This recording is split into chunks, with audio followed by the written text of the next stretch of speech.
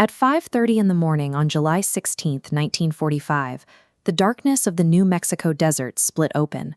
A flash of light brighter than the sun seared the sand into glass and proved that a sustained nuclear chain reaction could be weaponized. The terrifying physical reality of that explosion was brought into existence by a man who had spent his entire life trying to escape into the abstract world of theory, J. Robert Oppenheimer.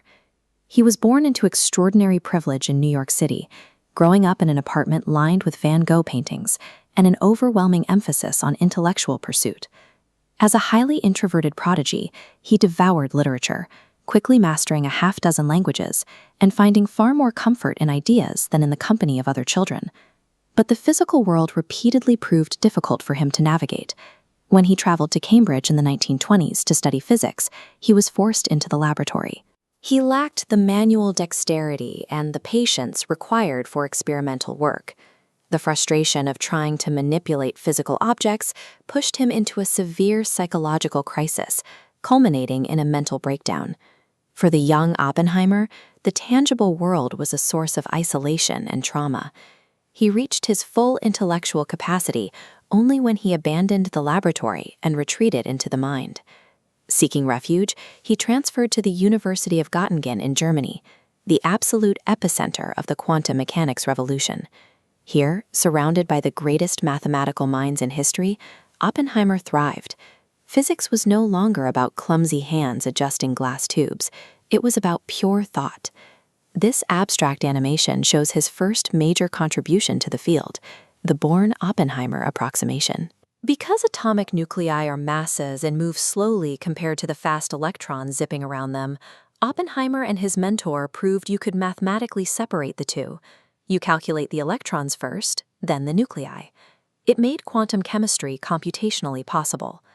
Armed with a formidable international reputation, he returned to the United States. He took a joint appointment at Caltech and Berkeley, becoming a mesmerizing teacher who captivated brilliant graduate students. Tucked away in his academic sanctuary, he used Einstein's field equations to mathematically predict the existence of black holes, decades before we had any observational proof they existed. But this academic isolation could not last. In late 1938, German chemists successfully split the uranium atom.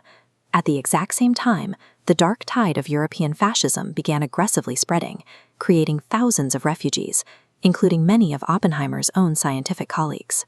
The elegance of his theoretical work now faced an external threat. Real-world geopolitics had breached his academic walls, forcing his life of the mind into a collision with global warfare. After the Japanese attack on Pearl Harbor, the United States fully entered the Second World War.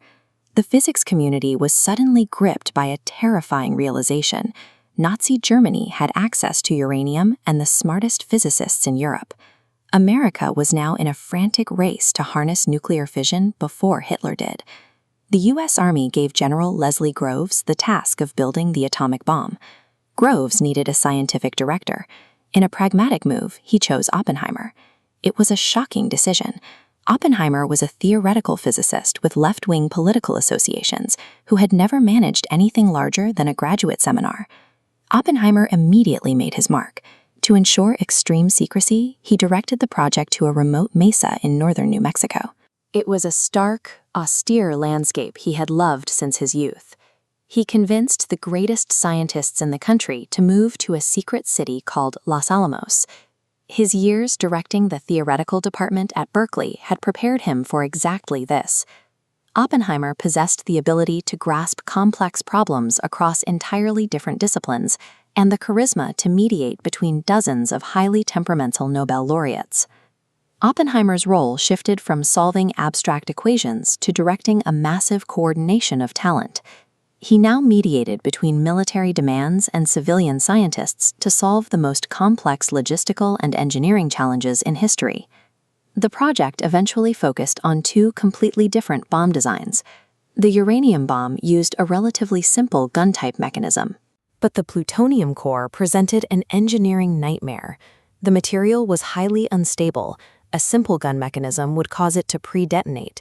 It required a flawless implosion. This animated model visualizes the physics of critical mass. the exact threshold required to sustain a chain reaction.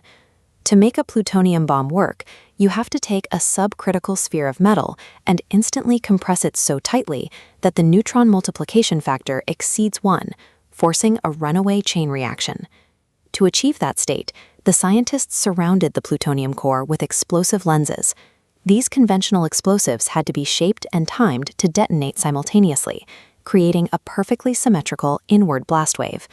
If the timing was off by a fraction of a millisecond, the core would simply fail to compress. The implosion design was so theoretically complex, it had to be tested.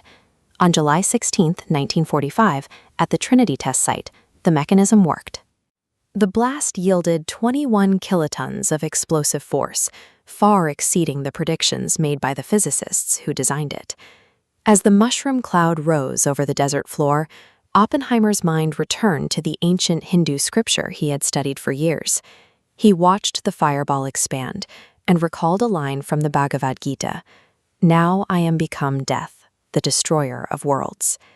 The elegant beauty of his mathematical equations had been pulled from the chalkboard. His theories had officially manifested as a horrifying, messy, and devastatingly real tool of destruction. Within 3 weeks of the test, that destruction was unleashed on human targets. The bombings of Hiroshima and Nagasaki killed over 100,000 people.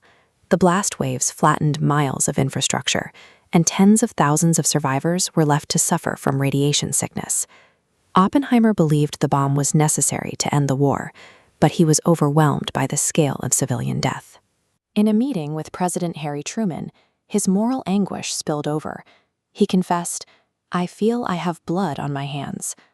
Truman later told his Secretary of State he never wanted to see the scientist in his office again. Stepping down from Los Alamos, Oppenheimer became the most famous scientist in America. He used his new influence as chairman of the Atomic Energy Commission's General Advisory Committee to argue for the international control of nuclear weapons. This stance triggered a severe internal conflict, particularly with his former colleague Edward Teller. When the Soviet Union tested its own atomic bomb, Teller demanded a program to build the hydrogen bomb, a weapon thousands of times more powerful.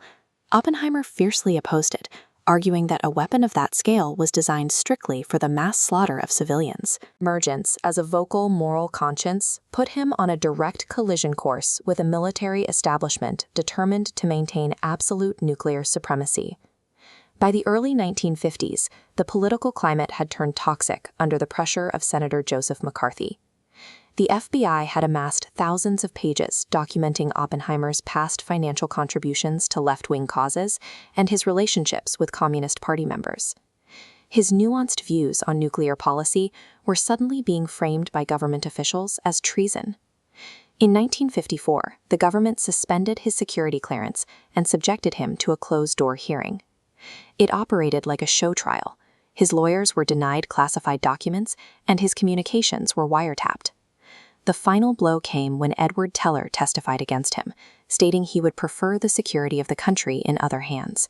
The board formally revoked his clearance. Stripped of his political influence, Oppenheimer lived out his final years in quiet exile as the director of the Institute for Advanced Study in Princeton. He continued to write and lecture on the moral responsibilities of science. Shortly before his death, he received a measure of symbolic rehabilitation when President Lyndon Johnson presented him with the Enrico Fermi Award. The pattern of his life reveals a final irony. Oppenheimer stepped out of his protected realm of pure theory to give his country the exact tool it needed to win a global war.